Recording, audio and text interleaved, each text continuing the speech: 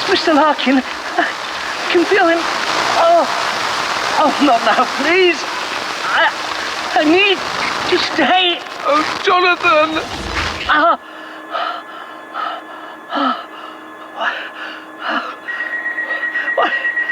What? You? Outside, quickly. Fuck!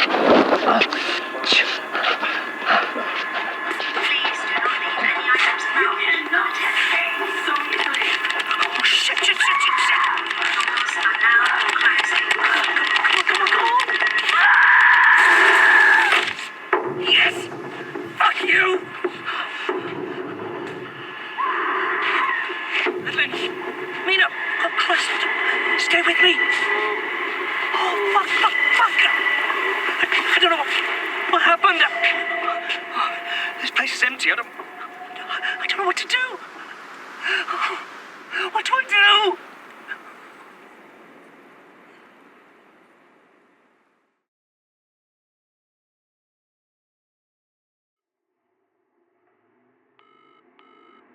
You have reached the number of Thomas Van Helsing.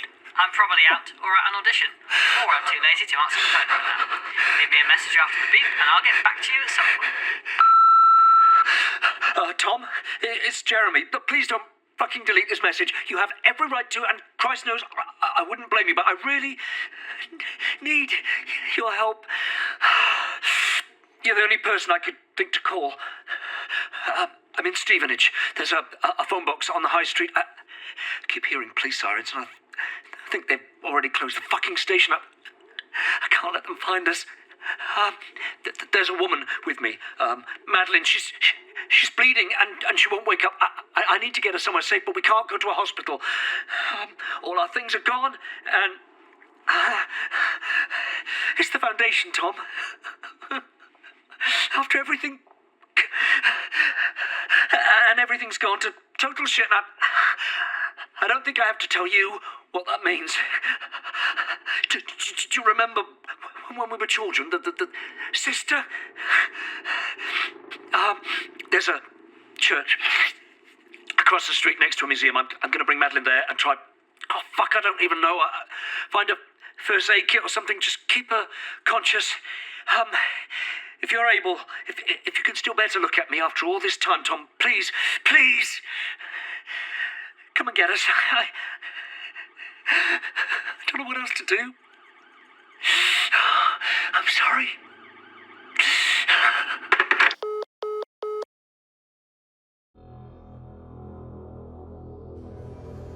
You have been listening to The Holmwood Foundation, written and produced by Ep02 and Georgia Cook. In this episode, Madeline Townsend and Mina Harker were voiced by Rebecca Root. Jeremy Larkin and Jonathan Harker were voiced by Seán Carlsen. Arthur Jones was voiced by Samuel Clemens. Dr. Lake was voiced by David Alt. Faye Townsend was voiced by Floyd Kennedy. The Sister was voiced by Jackie Calista. Pub Landlord was voiced by Kareem Cromfley. Train Conductor was voiced by Jonathan Carley. Reporter 1 was voiced by Floyd Kennedy. Reporter 2 was voiced by Nusha Battersby. Collins was voiced by Lou Sutcliffe. Thomas Van Helsing was voiced by Basil White. Foundation Phone Voice was voiced by Becky Wright. Train Tannoy was voiced by Georgia Cook. The episode was directed by Samuel Clemens. Script editing by Catherine Armitage. Sound design and engineering by Benji Clifford. The theme music was composed and produced by Duncan Muggleton, and the episode art was produced by Georgia Cook. The Holmwood Foundation podcast is licensed under Creative Commons Attribution 4.0 International License. To view a copy of this license, visit creativecommons.org/licenses/by/4.0. With thanks to the following Kickstarter backers: Scott Matthewman, John Black, Hamish Steele, Georgia's Mum, Paul Simpson, Leela B, Elias Lillian, John Ryan, Sarah Miller, re Dracula. Tamara Gentry. Code_Earth. Nika. Janica M. Beck Fisher. Leyland. Elliot Blaze Cameo. Beatrice. Pete Della. Freya Goutier. Sue. Wesley Octavia. Ray. John Lee Reese. Dathan. Michael Velez. Paul J. Guest. Vincent Vaughan. Audum. Leela Morris. Ivy Hanover. Ollie Larson. A Stranger Giving the Strange Welcome. Cuvée. Frozen Thoughtbox. Attorney. Fisher. Robert Valentine. DJ Nerd. LC. Kitty. Pacific S. Obadiah. Matt Fitton. Aaron Femia. Maddie Sainsbury. Lucian Spooner. Rowan Barnett. Happy One. Pele Frid. Olivia Jenner. Kristen Everson Hurst. Chris Gregory. Kate Kay. Megan Stanley. H.B. Mitchell. Madison Fitzgerald Russell. S.M. Colgan. Katrin S. Jemana Madledge. Josh Wanisco. Josh Burgess. Without whom this episode could not have been made.